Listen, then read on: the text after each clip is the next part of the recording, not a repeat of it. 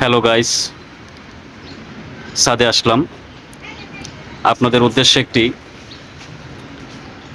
আমি গান গাইতে পারি না, তারপরেও একটি গান গাওয়ার চেষ্টা করছি। ভুল ত্রুটি ক্ষমা দৃষ্টিতে দেখবেন।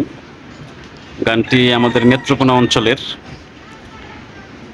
কেন্দুয়া উপজেলার বাউল কবি আব্দুস সালাম সরকারের লেখা এবং গাওয়া। গানটি গাওয়ার চেষ্টা করছি আপনাদের উদ্দেশ্যে।